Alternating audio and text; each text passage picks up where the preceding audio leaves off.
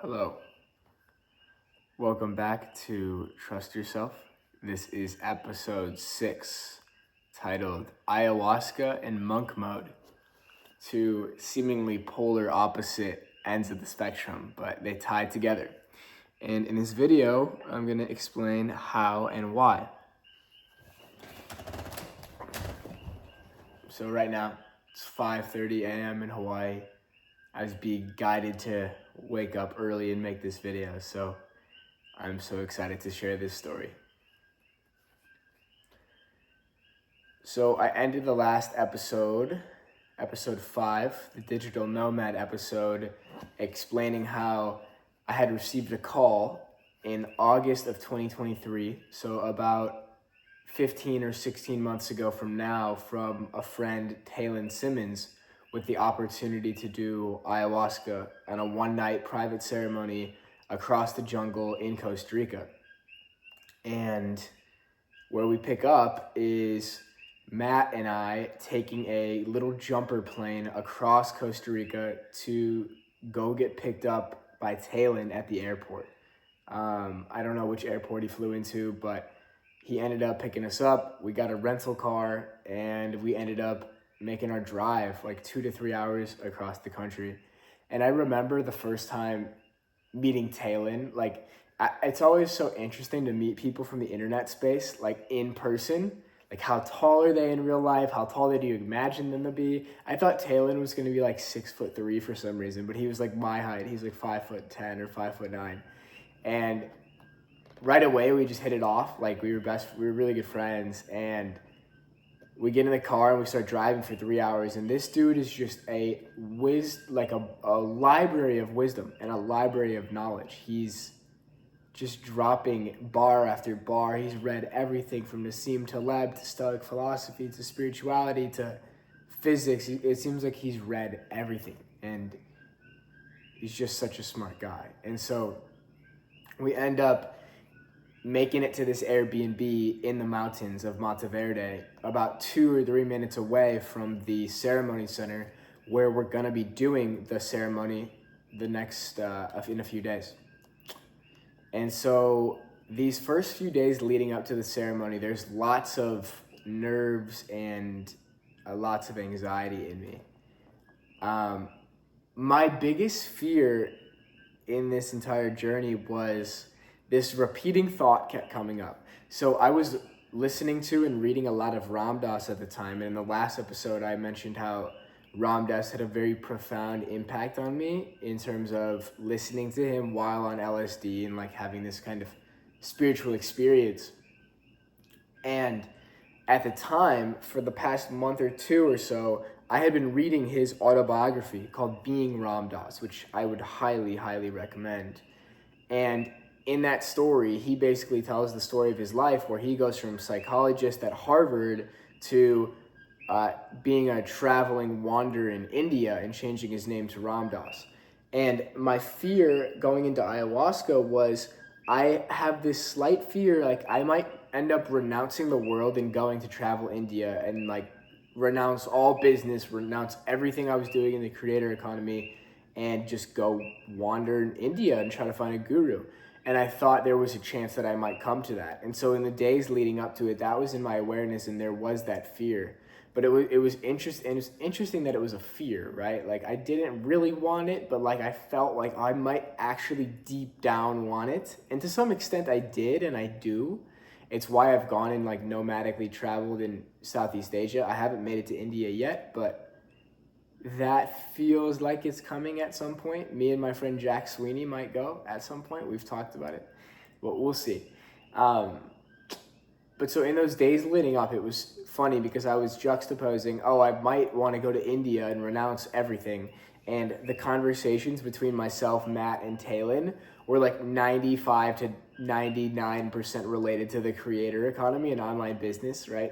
Even though we're about to go do ayahuasca, which is usually deep inner work, right? We're just talking about like creator economy. That's what we were relating with. That's where we were at the time. And so in those few days leading up, I found myself again like craving space. I found myself craving solitude and recharging by myself and being in my own energy. And that was kind of preceding the next chapter, which is going home to this monk mode and like the realization that I really need and want to be in my own energy. So there was a bit of that, a bit of like, wow, we're talking so much. I'm feeling so energetically drained. I just need to be with myself. So I did. And leading up to the ceremony, the night before, I was reading Being Ram Dass again.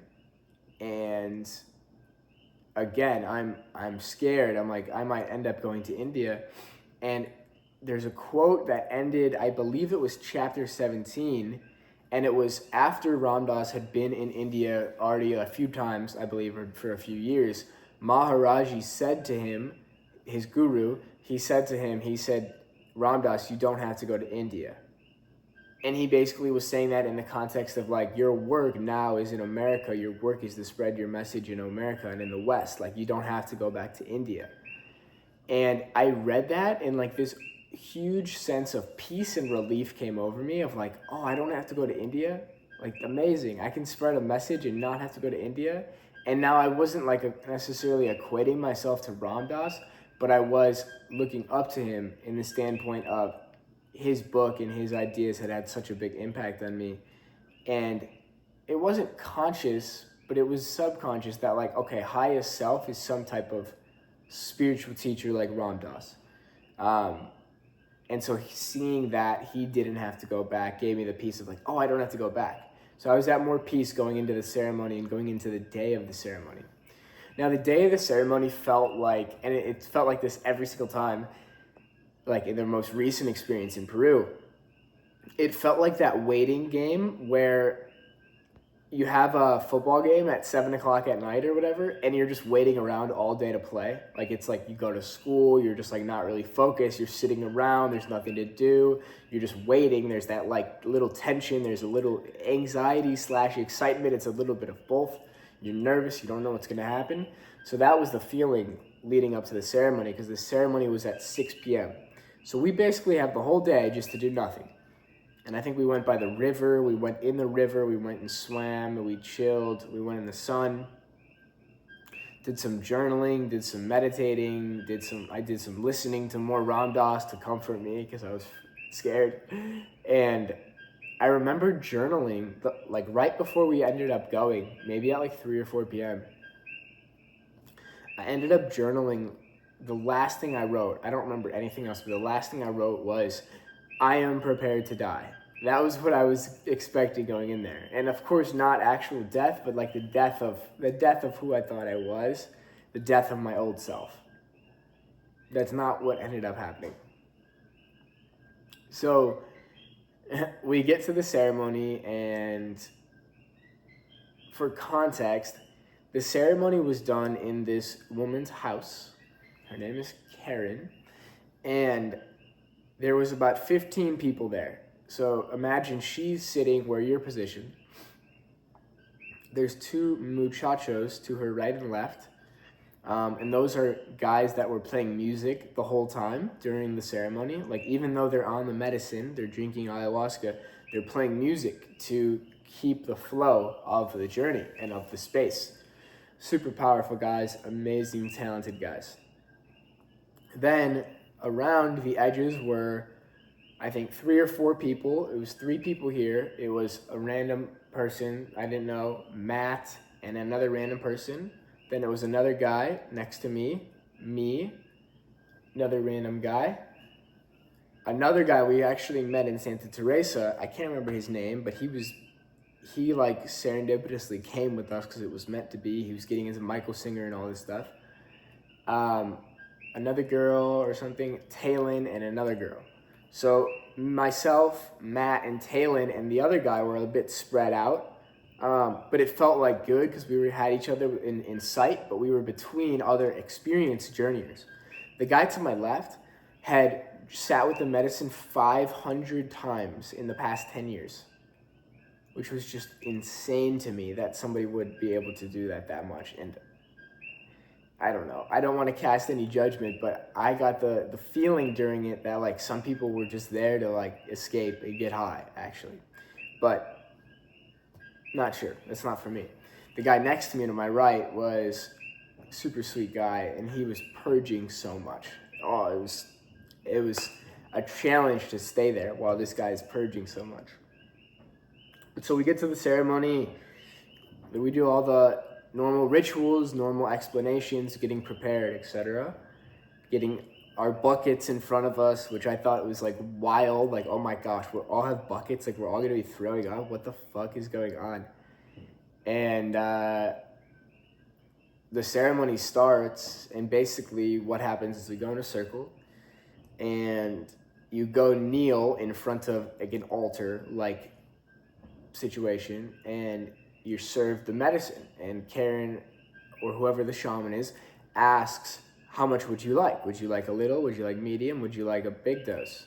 And I think I did a medium. I did a medium dose. I don't know what the milliliters were. I don't know the specifics. It was a medium dose is what I did. And so I remember going up there, setting an intention. My intentions were like masculinity and manhood. I wanted to explore college, like what should I do about college? And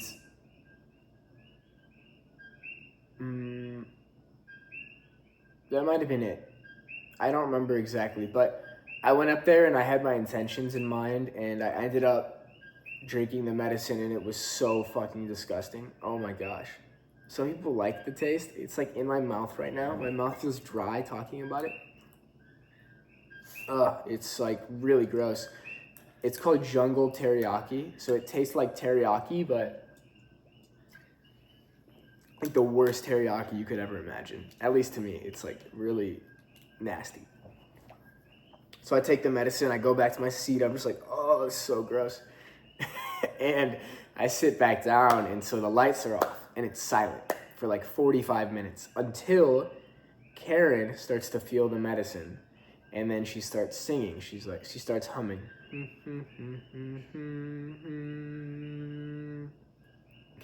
Ayahuasca, like that. She starts singing some type of ayahuasca song. And it's interesting because I've been singing that around this house the past few days. I don't know what's going on. I met two women in town, like medicine women who serve ayahuasca. They do private ayahuasca ceremonies. They started talking to me, and now it's in my awareness, and I'm like, am I being called to do it again here? I don't know. I'm open and surrendered. I don't think so, but we'll see. But so that singing, like the ayahuasca singing that Karen was doing, it's stuck in my awareness now, and she starts doing it about 45 minutes into the ceremony. It's still pitch black. So it's basically been sitting there 45 minutes pitch black. We're just waiting. And I'm like, what is going to happen? I have no idea what's going to happen right now.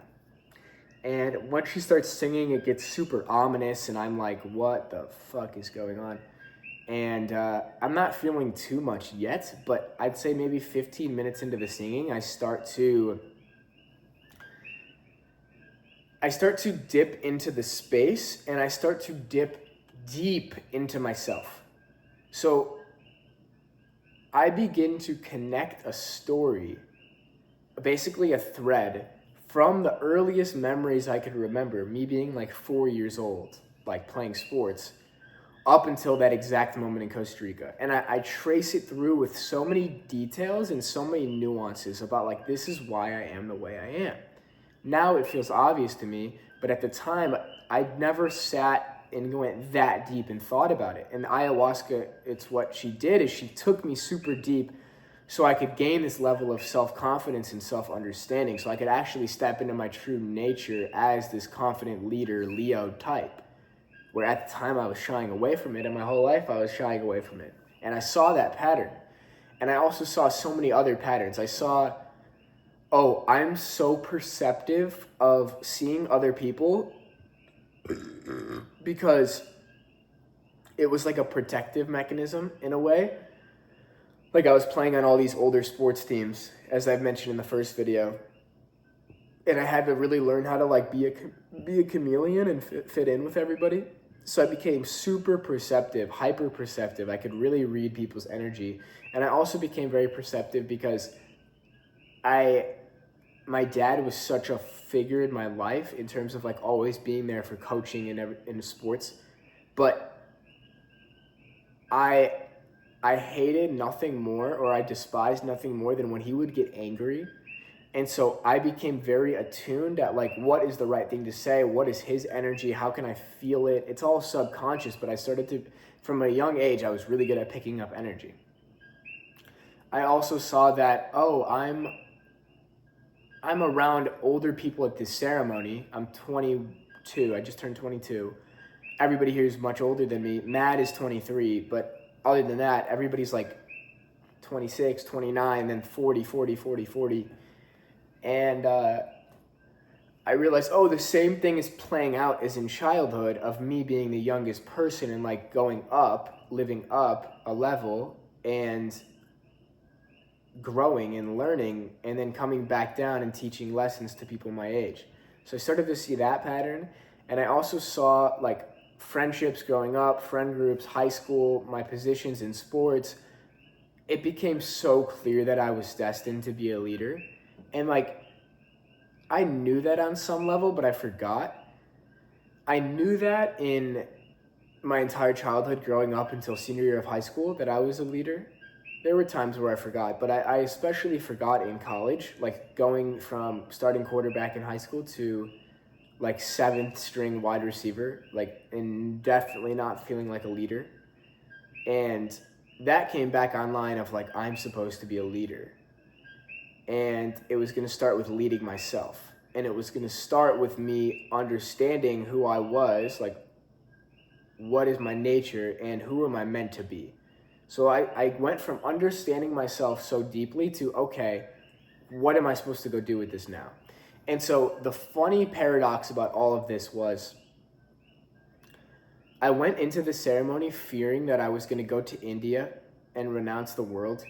And I spent most of the ceremony thinking about the creator economy and what is my purpose within the creator economy. And at the time, I thought, I have this all written down in my Notion, in a notes folder. What I thought my deepest purpose was at the time was lead millions of young men to improve their lives through self-improvement. That was my current level of awareness. I had no spiritual depth yet, or at least very little. And but it was opening slowly. So another big thing during this was 2 guys came to mind that I thought of like the whole time. And the 2 guys are Hamza, the self-improvement YouTuber, and Dan Coe. So with these guys, I looked up to them so much. Like I wanted to be like them so bad. I wanted to be like Hamza with the self-improvement YouTube. I wanted to be like Dan Coe with the creator economy. And the realization was, I'm cut from the same cloth as them. That was the realization. It was like, holy shit, I can do it too. I can be on the same level. And the big thing that I gained was like a zoomed out perspective, which ayahuasca and all psychedelics have always given me, is like a really zoomed out perspective. And I realized, oh, like these dudes, Hamza's like 25, 26, Dan is like 27, 28. Like if I'm just patient and I play the long game, I can be like them someday. I still was like looking outside of myself for who am I supposed to be at the point, but I had to, like that was the stepping stone to realizing like there's nobody to imitate. There's only my own highest self to actualize. But I came to the realization, like, even if I stay home for the next 5 years and don't make any money and I just focus on service and creating and building, like, and I came to the realization I want to build schools, I want to build communities, I want to build retreats. I have all of it written down. And now it's like manifesting like 15, 16 months later. And I just had that realization that, you know, if it takes 5 years, that's okay. Like, I'm not going to be hitting my prime. I'm still thinking a little bit in terms of sports, right? Like a basketball player, a football player, they hit their prime at like 27, 28. So I was like, I'm not going to hit my prime in terms of like mental development, entrepreneurship, spiritual development, physical development, all of it, masculinity, until I'm like 28, 27, which is 5 or 6 years from now. So I could go home for the next 6 years and just grind. That was my mindset. I can go home for the next 6 years and just grind and focus on creating. And YouTube was so important, actually. in that journey, like I thought about YouTube the whole time. I'm like, I'm supposed to be in front of a camera sharing a message. And I would dip into that for a bit, and then I'd fall out of it because it was too restricted and I was trying to do it too formalized. This is what I'm supposed to be doing, it feels like just riffing and just letting it rock without any edits or script or any of that stuff. But it was very clear that I'm supposed to be doing YouTube, and I'm supposed to be building schools, and I'm supposed to be building retreats and running podcasts and all these things. So I was getting into real alignment with what it seemed my soul was destined to do at that point. So I danced with that for a while. The creator economy, Danco, Hamza, who could I be? I still wasn't able to be very present. Like, that's why all my thoughts and experience really during this ayahuasca journey were in the future. It was like, who can I be? What am I going to do when I go home? Like, what's the next chapter? It was still always placing what am I going to do now in the future? It was always being in the future, which has only recently shifted to like complete presence while still maintaining a vision. And they actually become the same thing at some point. But other things that came up during that trip, I remember my legs like feeling super immobile. And I had a really strong vision of, oh my gosh, if I don't take care of my health, I'm going to end up like, this sounds harsh, but it's my truth. I'm going to end up like all the men in the generations before me in my family, like sitting in front of the couch for the last 20, 30% of their lives, maybe more. Without health, without vitality, laziness. Laziness is something that has been recurring for me to transcend. Today, it feels like, I pulled a tarot card the other day that was related to this day specifically. And it was the inverted Hierophant, which basically means the inverted tradition. And so what it feels like I did today, and I'm doing, and I'm in the process of doing, and it's done, is reversing the generational laziness in my family. That's one of a few things. So I was pulled to wake up at 4:30 right away, start singing, go in the cold shower, walk outside. Last night, I was pulled to go outside like at midnight and just, it was really interesting. I'm going to wait to share that story a little bit, but laziness has been something in my family that I've seen play out, and I've seen the effects of a lack of physical health and a lack of focus on that and a lack of vitality. And I felt my legs being so weak, and I see in both sides of my family like weak legs at like older ages, stemming from that deeper like not wanting to move, right? That would be legs not wanting to move. So it's like this deep rooted laziness, and I was like, I gotta transcend that. That was a big download. What else came up during that journey? There was a point where I just felt so high, like for 30 to 45 minutes. I felt like I was like on this strange like loop of DNA. I was like riding the roller coaster of the double helix or something like this. I never thought about it that way till now, but it's what it felt like. And I remember at one point, the guy next to me was puking so much. He puked probably like 8 to 10 times. And there was a part of me that's like, I'm supposed to be strong, masculine. Like, I'm supposed to hold this down for this guy. Like, I'm here for you, bro. I'm with you. Like, I'm not going to move. And at a certain point, I was like, I'm going to move. And so I went outside. And what's interesting about ayahuasca, people are like, are you able to like get up? Are you like still conscious? Like, yes, sometimes. At this journey, at least, I was sober enough to like get up, go to the bathroom, go outside, look at the moon, and I felt like I could get myself in and out of the state, perceiving reality much more deeply, but still conscious and still very much in control. And so I went outside and I kind of was sitting out there for a while, and I was really at peace. And Talon came out, and he was explaining a little bit about his experience. He was like, he went down to the depths of hell and then kind of came back up. And I wasn't having that yet. I would this year in Peru. But he was like, dude, you should take another cup. And this was a big flip for me. And another thing that was coming up during the journey was I'm completely disbanding the opinions of other people. I'm not listening to anybody anymore. Like, everybody has no idea what the fuck they're talking about.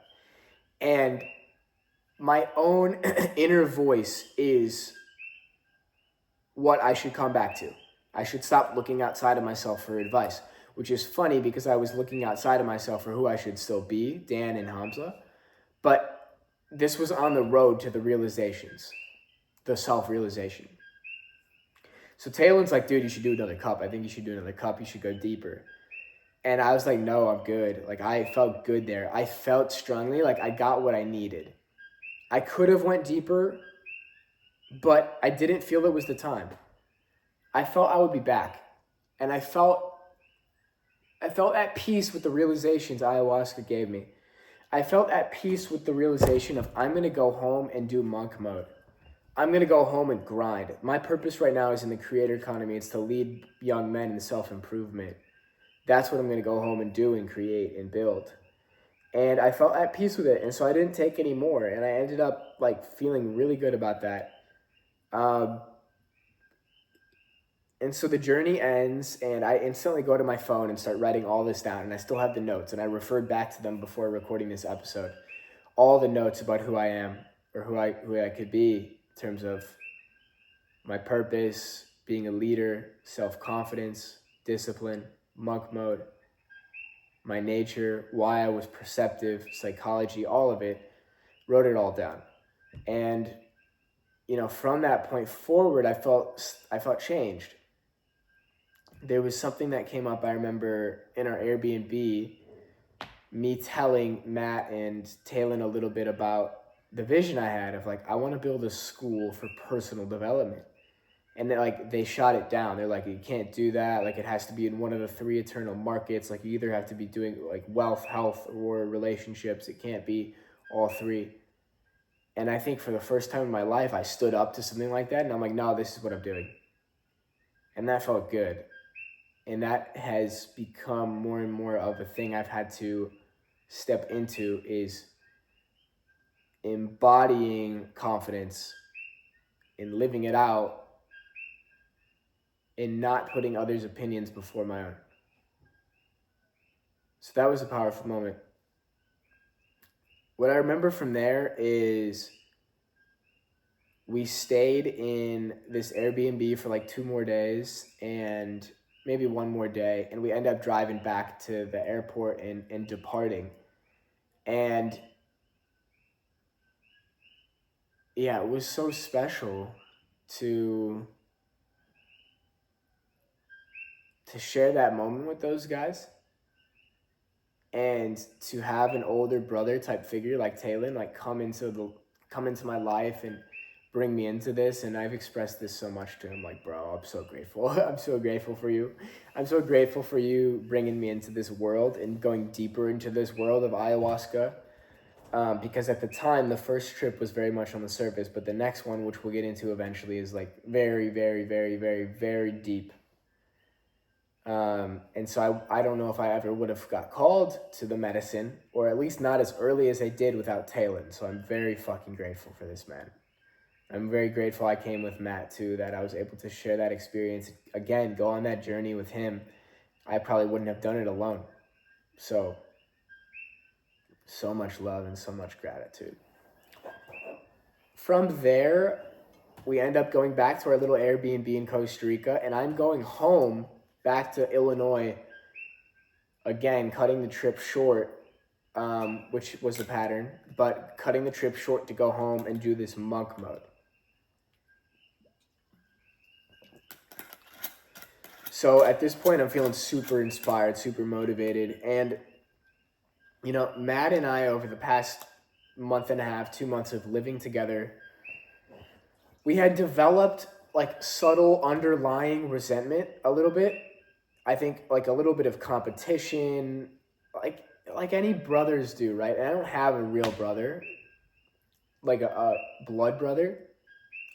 But I can imagine that brothers, something that they do is they fight. Something that they do is they compete. Something that they do is they hold grudges. They have competition.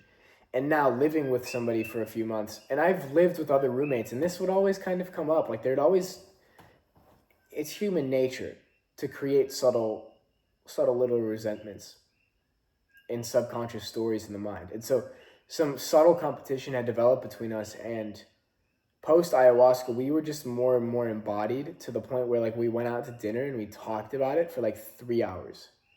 And it was really inspiring conversation. Just being like, bro, this is what I've experienced. This is how I feel. And that was really powerful. That unlocked a lot of freedom in myself and him, I believe, to just speak the truth. And, you know, we don't want to have these hard conversations with anybody, let alone like a best friend or a partner or a family member. But like the other side of speaking that truth is freedom, is true alignment, is true embodiment, is living in truth. And the more we live in truth, the more we come into alignment, the less all the vices, the addictions, the escapism, all of it fades when we live in harmony and truth and alignment. And it usually starts with having a conversation that you know you want to have, but you don't really want to have. So that's something to meditate on. So around September 11th, or maybe September 17th, one more thing that happened post ayahuasca was I made a phone call to my dad.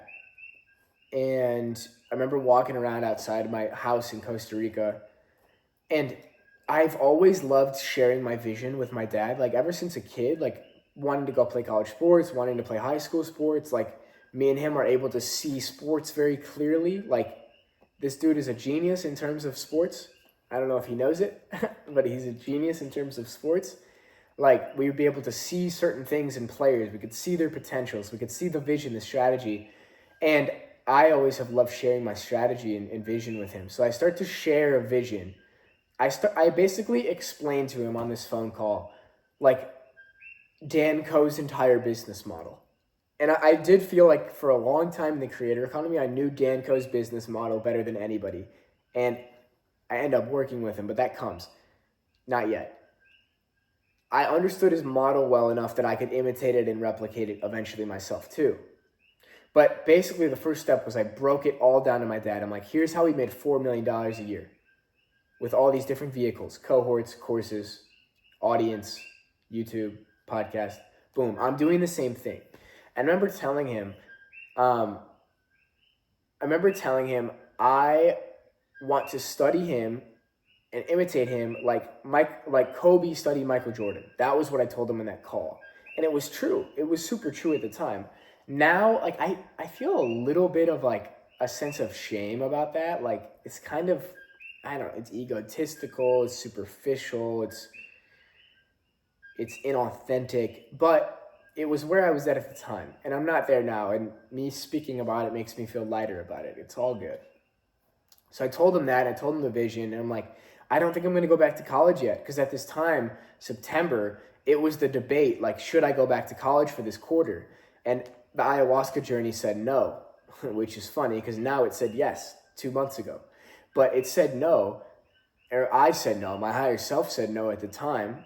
That's really what ayahuasca seems it's doing. It's connecting you with the higher self. The medicine, she is connecting you to a higher consciousness within yourself. So I basically break it all down for him, and I'm so fucking motivated, and like I've always loved sharing those things with him. And knowing I'm held and supported, and like, yeah, like, okay, I see the vision too. Like, let's go do it. Go do it. Like, come home, go monk mode, and go do it. And I've always had that, like, that assurance from him. So I'm super fucking grateful. Thank you. Thank you. So I get home from monk mode in September, and the next few months are actually amazing. They're really great. I'm at home with my family. I'm not paying rent. I'm not having to cook. My mom's cooking. And I'm just grinding. My focus is just grinding. And every day I'm waking up at between 4 and 4:30. And first thing I'm doing is jumping in the cold shower, which is what I did this morning. So it's coming back full circle, right? I go in these loops where, okay, cold shower, 4:30 in the morning. I was doing this in college, then I stopped. Then I do it again, then I stop. Be free, go travel, spontaneity. The middle way is being able to be free, travel, spontaneity, and still do the cold shower. That's the key. I believe that's the key. I met this 81-year-old wizard here, this astrologist, and she had so much energy, and she was so aligned and so sharp. I was like, how do you have so much energy? She's like, oh, 3 a.m. I wake up every day, cold shower, no coffee. I'm ready to go. I'm like, wow. She's like, yeah, I've been doing it for 55 years. And so that, it seems like the universe is guiding me to, whenever I get really into alignment, that's the key. Early wake up, shower, be with consciousness, be on a mission. That's what's happening this morning, and it feels great. No coffee either. I'll probably get coffee later, but we'll see. It's too early. Nothing's open yet. I have to sit here and wait. But I go home, and 4:30 a.m. wake-ups every day, cold shower. And what I would do is I'd get in the car, and I would drive to Starbucks, which opened at 4:30. So I'd get there like right at open every day, 4:30 Starbucks. One of my friend's moms would be in there all the time too. It would be like me and her at 4:30 in the morning. His name's Spencer Bacon. Her name is Gina Bacon, and she'd be in there every day at 4:30 with me. She's like, "What are you doing here?" I'm like, "I don't know." I didn't say I don't know. I was like, I'm building a course." She's probably like, "What are you talking about?" But I would go there and I'd build a course every day at 4:30, and I would listen to Naval Ravikant, How to Get Rich, every single morning. The whole 3-hour podcast, I'd listen to 10 minutes or whatever it took to drive there. I'd listen to it every morning as I drove to this coffee shop, to Starbucks. And I would get there and I would order my large black coffee, and I'd put like some stevia in there, but it was like the 32-ounce coffee, not 32, maybe 24. Now that's like fucking crazy. Like, I was operating still from so much anxiety. Like, that action articulates it and exemplifies it. Like, that 24-ounce coffee from Starbucks, that's like 400 milligrams of caffeine. And I would sometimes refill it or get a half refill, and then I'd have like an energy drink later at the gym. Was not super healthy and super aligned. I was coming from an anxiety. I was coming from force still. 4:30 a.m., yeah, I need to wake up and get in the cold shower and go to the coffee shop, and it was coming from a little bit of force. Whereas now, what I'm getting into is, can I wake up at 4:30? I actually woke up at 4:30 on the dot today, which is interesting. That was interesting. And can I wake up at that time, but then still be operating from flow and calm and peace? That's the work for me. That's the game. So I go there and I started to build a course. I had taken Justin Scott's cohort in that summer in June. And so Justin Scott was similar type of creator to Dan Koh, basically creator, economy, philosopher type, really fucking cool guy. Became like a brother, became a really good friend. So I took his cohort and I loved his model of create a really high value free course and then sell a cohort after it. And I was like, I had this boost in self-assurance after ayahuasca of like, I can do this too. So what I end up doing is I start building out a free course called the Peak Performance Primer. I don't think you can access it anymore. I still have it. It's like morphed into new things, but it's kind of outdated now.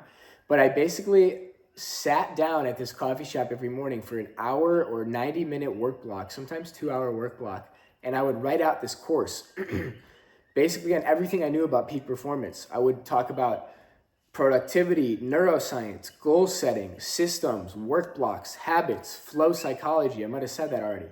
Neuroscience. I might have said that already. Creativity, authenticity, potential, actualization, visualization, journaling. So I really went deep into creating this performance course, which is pretty good. And it ended up being a 4-hour video course. I took the writing and then I recorded videos of myself on Canva with Loom, which would keep breaking, and I was freaking the fuck out. I was freaking out again. But I end up getting that course done around like November, in November. So it takes me like a month and a half to finish that course, 2 hours every day in the morning, super disciplined. And I put out that course and I pump it on Twitter and paid retweets, the whole thing. And like 500 to 1,000 people got that course and signed up for that course and went through that course. And so many people were like, bro, I would have paid a couple $100s for this. This is fucking insane. So it felt so good to create something of that much value and give it away for free. Off the back end of it, I would end up selling a first cohort called the Creator Performance Cohort. This was the intersection, like I said in the last video, of creator economy and peak performance. So I took the performance arm of that curriculum, which I put into a video course, so nobody had the written, and I took the written portion of that and I put it into a course and I merged it with all the creator economy stuff I knew about writing on social media, how to grow a network, doing a podcast, freelancing, marketing, everything I knew about social media, creator economy, I combined with performance into this cohort, which I end up launching on Black Friday. But before that Black Friday launch, which was only last Black Friday, which is so crazy, it feels like a lifetime ago. During the first week or two that I get back from Costa Rica, my final ghostwriting gig ends. So one of my clients, Sam, I had stopped working with a few months ago. And so now I've been down to 2 clients, Chris and Brett Bocher, for $2K a month each. So I was still at $4K a month, but now I'm living at home. So I actually don't need anything, which is really, really, really nice and refreshing. I can operate from abundance, pure abundance. And Chris and Brett end up having a little dip in the business. And so they say, we're going to be done with ghostwriting for now. We're going to take a pause. And I remember being on that call with them, and intuitively I felt like this is right. This is good. Like I feel excited. I feel free. I feel happy. Like this is good. I don't know how I'm going to make money next, but I know something's going to open up from this.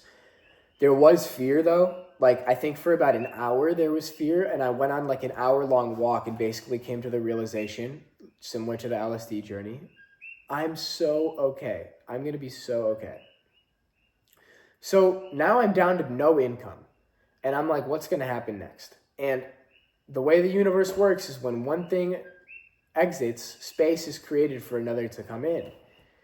And around this time, Dan Coe was building the early seed of Cortex, which is now his writing software company, with Joey Justice, Justin Scott, guy who I'd taken his cohort at the time, and some engineers, Matthew Au, really fucking cool dude, legend, and then some other engineers were coming on board.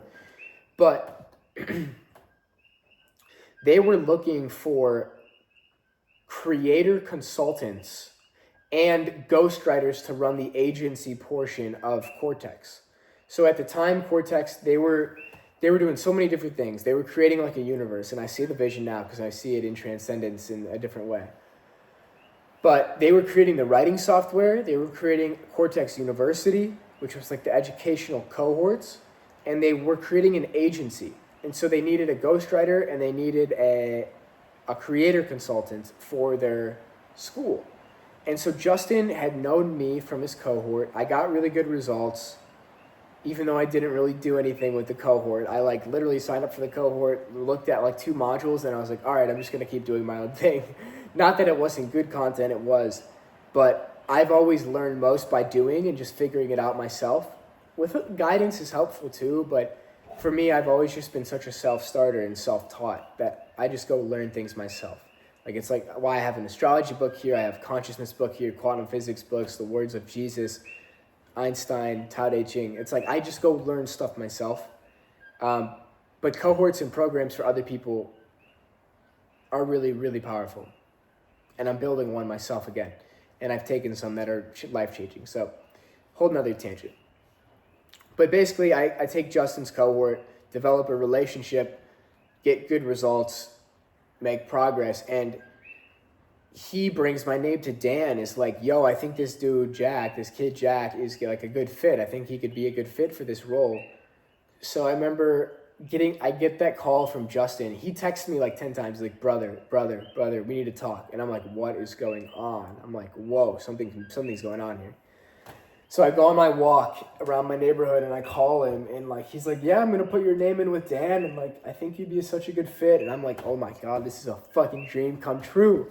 This is a dream come true. I've been idolizing and looking up to Dan Coe for so long. And I was also idolizing and looking up to Justin too.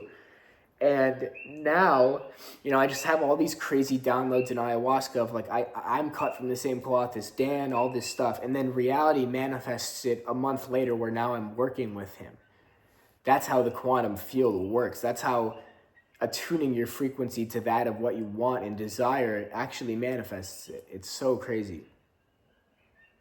It's so beautiful.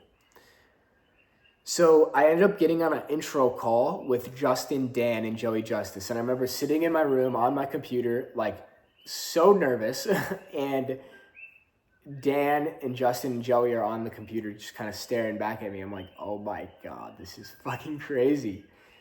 And the first impression I got of Dan on that call was peace and presence. Something that stood out was Justin was on a walk in the sun, and like, to start it, Dan was just so at peace, and he's like, how's the sun? And I felt really at peace and at ease. So that's the cool thing about Dan. He's like this stoic monk that makes incredible progress incredibly fast, but does it from a place of slowness and ease and like peace. It's really, really interesting. There's a quote from the Tao Te Ching, which I just saw, which is relevant to describe him, I believe. I love this quote. Where is it? Okay, verse 15. The ancient masters were profound and subtle. Their wisdom was unfathomable. There is no way to describe it. All we can describe is their appearance. They were careful as someone crossing an iced-over stream, alert as a warrior in enemy territory, courteous as a guest, fluid as melting ice, shapeable as a block of wood, receptive as a valley, clear as a glass of water. Do you have the patience to wait until your mud settles and the water is clear? Can you remain unmoving until the right action arises by itself? The master doesn't seek fulfillment, not seeking, not expecting. She is present and can welcome all things. So the reason I pulled this one up is that middle section describing what is a master like. That's what I felt right away when I got on the call with Dan. Like I was speaking with some type of Zen master. So they end up taking me on. I think I'm getting paid now $4K a month again, which is the same exact price that I was getting paid from the ghostwriting that left a month or like a week prior, maybe not even a week, like a few days prior. And so now I'm working at Cortex. I'm working at Cortex while I'm still building and launching my own cohort. So that had always been and always will be a priority for me. It's like, even if I'm working for somebody else, I'm ghostwriting, I'm being an education consultant, whatever I'm doing for somebody else, my own stuff is going to stay the priority because that is my ticket to freedom. That is my biggest point of leverage. That is how I maintain my sovereignty. So I would still be on my routine and flow. I'd go to the coffee shop at 4:30, be there until like 9 or 10 a.m. Was growing a lot on Twitter at the time too, like writing threads, paid retweets, playing the engagement game. I'd go to the treadmill at the gym and walk for 30 minutes and comment on all the big people's accounts. Like I was so playing that game, the Twitter game, which at the time it was great, but now it's like, no, I'm just gonna speak my truth and the right things will manifest to me. I believe. At least that's where I stand now, open to changing if I feel called to change. But I would do all of that, and I was still starting out at Cortex now. So I was ghostwriting some threads. I was starting to ghostwrite for their Twitter account and their Instagram account. And I was starting to become an educational consultant there, which basically meant giving advice to people that were joining their programs. But it hadn't really started yet. That was going to pick up a lot in the new year, like around January. And that was a big turning point, which is going to be the next episode. But Black Friday 2023, so I think it's November 24th, I have geared up for the launch of my first cohort, the Creative Performance cohort. So I'm working with a guy named Luis Urbana, absolute fucking legend. I love this guy, Luis. And he becomes my web designer. So he was Justin's web designer, Justin Scott. I loved Justin's aesthetic. I loved his template. I loved his layout. I was like, I want to imitate that. I want to intelligently imitate that, but make it my own. So Justin had the yellow aesthetic. I have this light teal blue. And I'd already launched the Peak Performance Primer. Now there's like 2,500 people on my email list from that because I got like 1,000 more people. And I end up taking the money that I saved living at home and not paying rent, not paying food, and investing it into Luis. I invest $750 in him to make my website, which now is disbanded. And I end up investing $3,000 into the landing page. And some of that money was from my dad, which was, again, super gracious. I think he split that with me because he's like, we're not paying for your college anymore. Like, we want to help you invest in you still. We want to invest in your future. So he split that landing page with me for the cohort, which was super, super appreciated. So we gear up for the launch of Friday, November 24th. And I remember scheduling an email the night before, like, here's my first cohort, all this stuff. And we go to my aunt's house for Thanksgiving, like we do many years, many times. And we're watching the Bears game, I think they're playing, or we're watching football. And I'm sitting there and I make $500. I'm like, whoa, this is fucking crazy. A girl on Instagram, Claire, legend, Claire Spencer, signs up. And I think that was the only sale I got that day. So I was like a little bit underwhelmed, but I was still like, whoa, this is crazy that I made $500. But like, fuck, am I going to get anybody else? And I had until the end of the year. So like, it wasn't a rush. I had a 5-week long launch with like 5 price increases.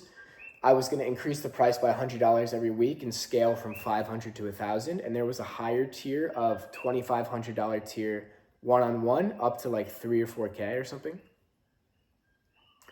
So I put that email out. I messaged this girl on Instagram. She buys the cohort. I'm like, okay, cool. I made a sale. This is pretty cool. Proof of concept. And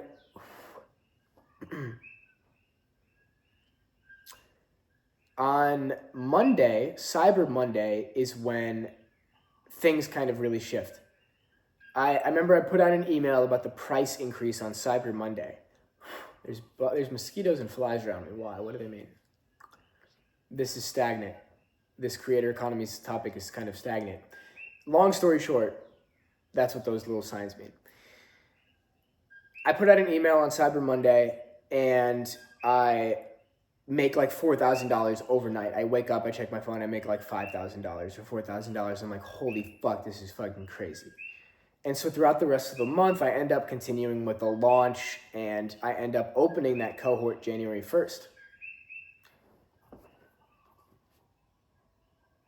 And as I'm heading into the new year now, I'm launching the cohort. I'm expecting to make some money. I have a Cortex job. I'm back stable. I'm getting the feeling like it's time to go out and expand and spread my wings again. And so I end up visiting 2 places that I might live at. And those 2 places are Scottsdale and Austin, Texas. This is in December. And so December, about a year ago exactly, 2023, I take a visit to Scottsdale and I take a visit to Austin. And I am about to begin the next chapter of my life. And that's where this chapter will end. So Thank you so much for watching. If you made it to the end, this is episode 6. We're officially halfway through this series. There will be 6 more episodes, I imagine, throughout the rest of the series. So if you like this, thank you for watching. Like the video, comment, subscribe, all that stuff. Send it to a friend. Send me a text if you resonate with anything. I would love to hear. And yeah, just so grateful that I get to be making this series and people are listening. It's so cool. So I hope you have an amazing day, amazing night whenever you're watching this. Sending so much love and gratitude. Thank you. Peace.